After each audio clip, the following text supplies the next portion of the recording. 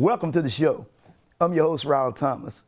This evening, the title of the show is titled, Recognizing the Actions Behind the Act. And let me go ahead and elaborate on that a little bit. You know, sometimes we have friends or associates that we ask favors from, and, you know, they accommodate us.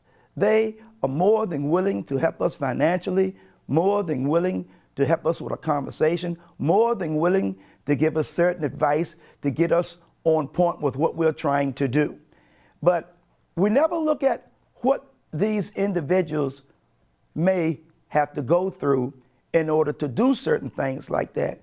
We always are looking for the end result. And the end result is, hey, do you have that $50? Hey, do you have that $100?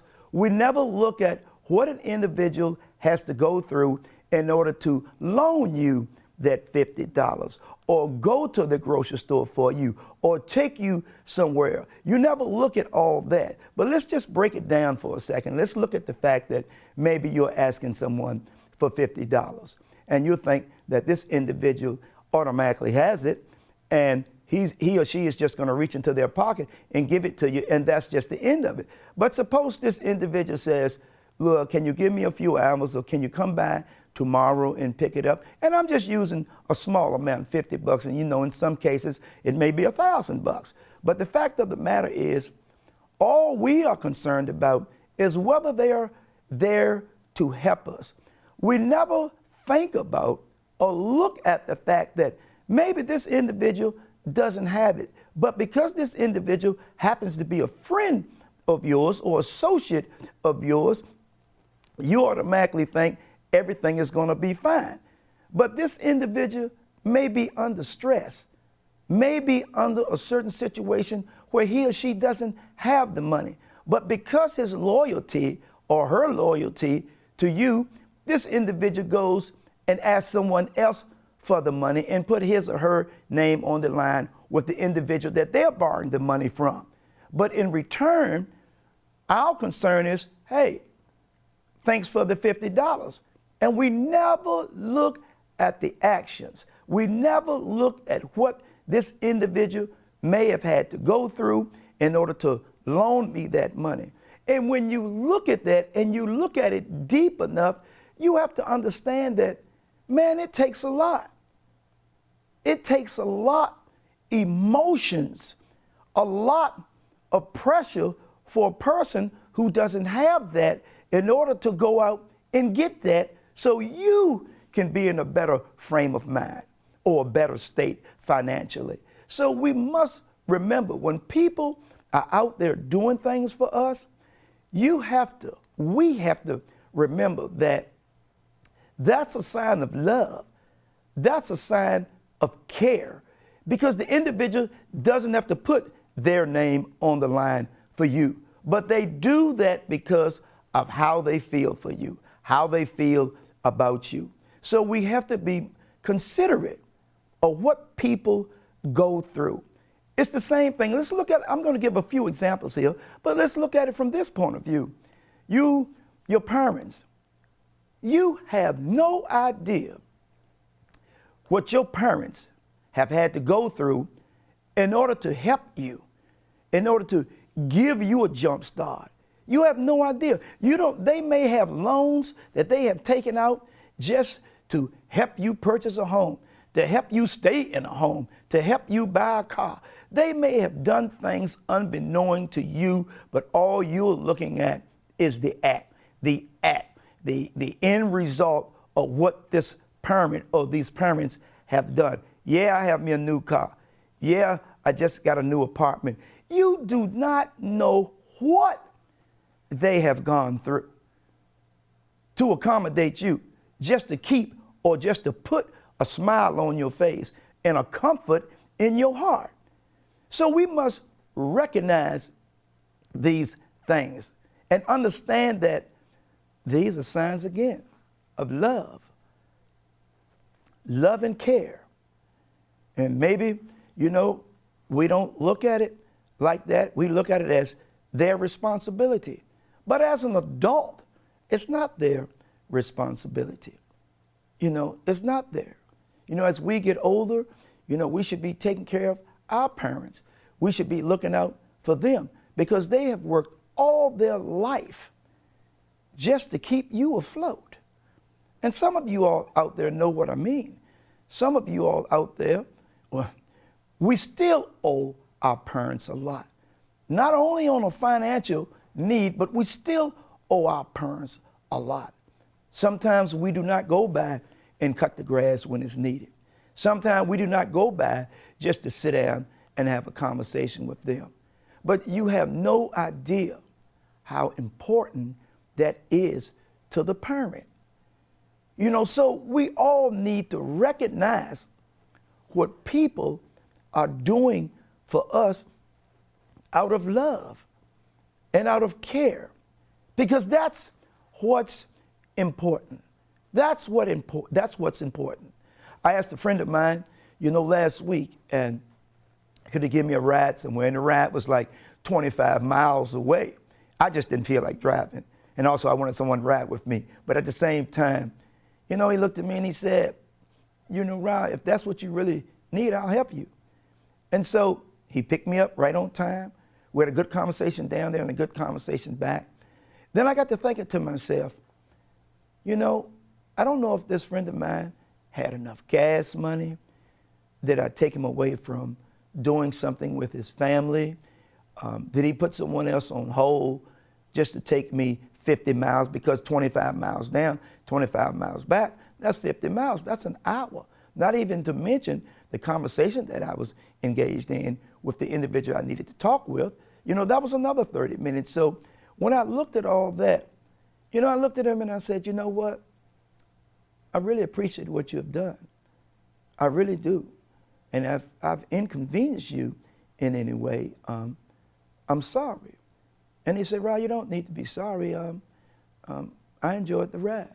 I say, but now what you need to do is stop by the gas station and let me fill the car up. Just let me fill your car up, please. And he said, okay, but you don't have to do that. I said, no, I want to do that. I wanted to show my appreciation that I realized what you may have had to go through in order to help me. And so, this individual has two young kids, two small kids, I should say, or maybe I should just say two small children. And I say, pull up, what does your kids like to eat? So, of course, little kids, love McDonald's and little fast food stuff. And he pulled up at McDonald's. I say, go ahead and order your kids something, man. Just get them anything you think they want, And he said, Ryal, I said, please do it.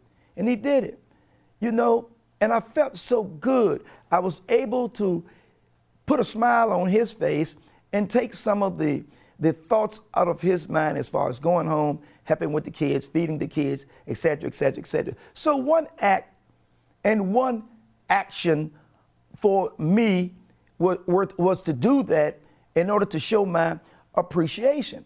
So because I realized that he really didn't have to do this. But see, some of us forget that individuals go out of their way to help us. They go out of their way. Let's look at it in a relationship, situation. Sometimes, one or the other, the male or the female, may overspend themselves. They just may spend more money that was needed. And, well, 9 times out of 10, it's us guys. We'll just go out and do some stuff. We have a certain amount of income, and maybe some of that income needs to go towards the household bills. And we'll say, yeah, we're going to take care of this. And sometimes we just lose a little bit of ourselves. And we just kind of like overspend when money is given to us. And you go home and your wife or your significant other may say, don't worry about it. We'll take care of it next week.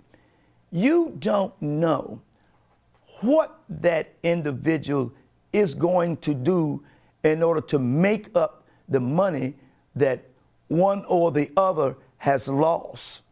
You don't know. They may put in extra hours. They may volunteer for a certain job within the establishment in order to recoup some of the money that was lost. So you never know what someone is going through when it's time to bring about a positive ending. You never know what they're going through. The actions that they're going through, it's a lot. It's a lot. And I'm speaking from experience. It's a lot. It's grandmothers out there, that are still helping their children, which happens to be your mother. They're grandmothers pitching in. But grandmothers are going to be there 9 times out of 10. They're going to be there because they understand the value of love. They understand the value of taking care of the family. Those grandparents, man, are something special. And let me just touch on that for a moment. I get kind of teared up when I talk about grandparents because I had great grandparents. And it's something about grandparents. They can just put their hands on you and make you feel better. They can look in your face and they can feel your spirit. They can feel your energy because they've been there. And as a person gets older, it's a certain amount of wisdom that comes over them. And they can look at you. You can walk through the door and they'll look at you and put their hands on your shoulder or give you a hug and they'll say, "What's wrong, baby?" And look like it's a heavenly voice. It's a heavenly voice when they ask, "What's wrong?" And you just break down. You may even start to cry to explain yourself because of the touch of a grandparent. It's something deep about grandparents. So grandparents, for the most, are always going to be there. And they are the ones who have piled up enough actions to give you the gift of the act in which you need. They understand that. They understand that. And sometimes, after talking to your grandparents, you can just walk away feeling good. Sometimes, we can go to our parents, but it's nothing like going to your grandparents. Your grandparents, nothing but a bundle of love, a bundle of love. So I want us to really think about what people have to go through in order to help you. And if they're going through things and they're still giving you the best of them, that's a friend. That's a friend. That's a loving friend. I don't know how else or what else to say about that.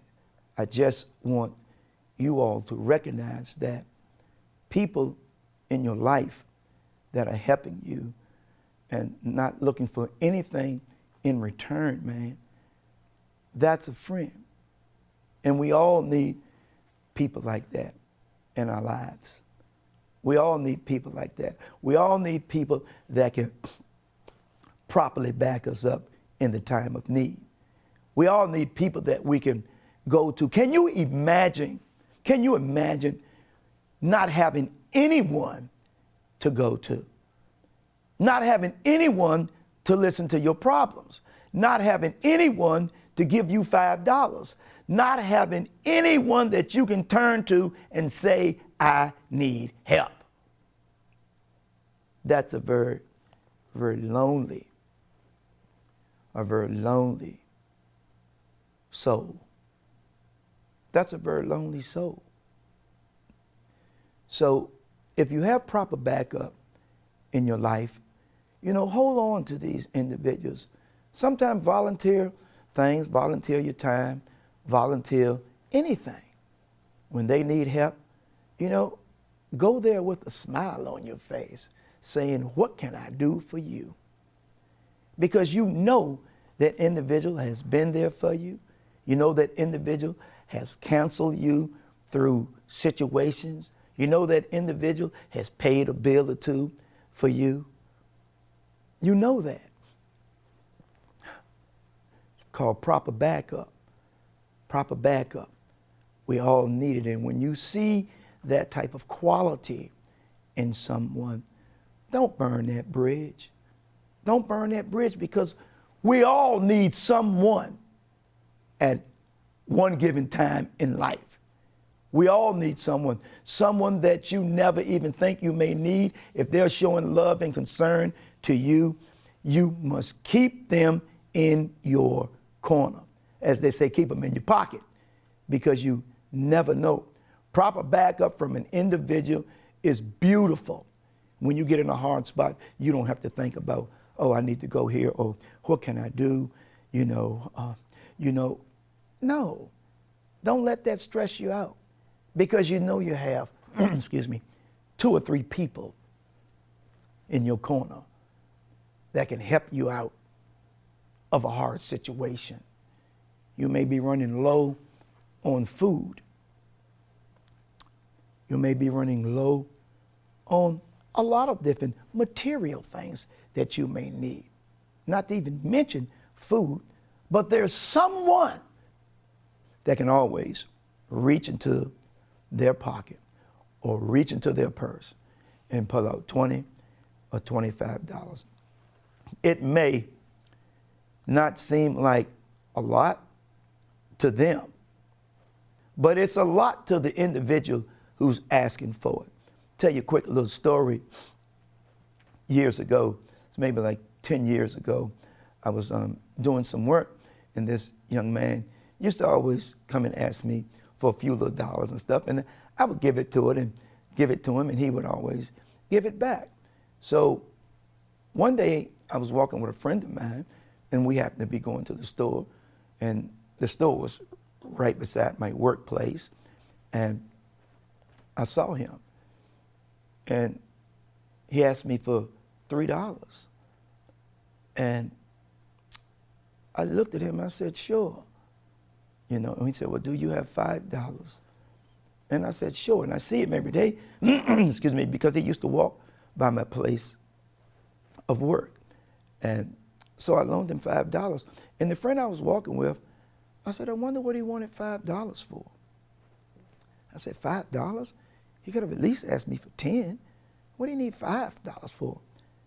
And she looked at me and said, Ryal, you don't know what he needed that $5 for. It may have allowed him to buy a pack of bologna and a loaf of bread to feed his kids. And I stopped and I thought about that. I mean, and this wasn't an individual on the corner that's, begging for a couple of dollars to get a drink. Let's just be candid and let's just be honest. This was a guy that in the neighborhood, I would see him every morning, every evening. So obviously he was going somewhere, and he never had alcohol on his breath. He just needed $5. And I gave it to him. And he paid me back. And after listening to what my friend had to say, it stayed on me. It stayed with me for a long time. And he came and he had given me my $5 back. I said, you don't mind me asking, what did you need that $5 for, man? I'm just curious. He said, for a gallon of milk. I said, wow, to myself. I didn't say it in front of him. He said, a gallon of milk, Ryal. I just needed, my kids had cereal, but they didn't have any milk. And I didn't get paid until that following Friday. Man, it made me feel so good that I was able to help him. So I was actually proper backup for him. And it made me feel good. So try to keep that in mind. Try to keep that in mind when it comes to helping people.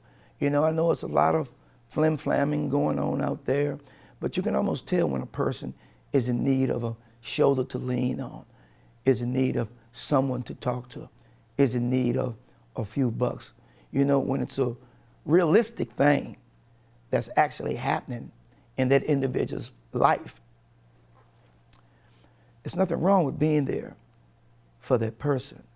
So we have to recognize how important proper backup is, how important it is to recognize the actions what an individual has to go through in order to produce the act that you are asking them to produce. Again, loaning you money, giving them a ride. You know, things as such, small things that are meaning so much. And we may look at it as nothing. Oh yeah, I got a couple of dollars. I got $20 from Jimmy last week, and you know, he really came out for me. You know, he really was good. I'm gonna pay him back Thursday, but you know, I may not be able to pay him back Thursday. I'll probably pay him back over the weekend. You know, I'm gonna do some side work, make sure I give him his money back. You don't know what Jimmy, and I'm just using Jimmy as a fictitious name. You know, you don't know what Jimmy had to do. What he had to do. You don't know if he had to go home and borrow it from his wife or his significant other to give you that money, and what story he had to tell that individual, his wife or a significant other, as to why he needed the money. He may have gone home and made up a complete story just so his significant other could give him the $20 so he could give that to you. See, we don't look at things like that. We don't look at things like that. You know, it's like being in a relationship and you know you may have screwed up. You may have screwed up. You may have, you know, taken someone out and it has created a lot of confusion and conflict. You don't know what that individual is going through mentally.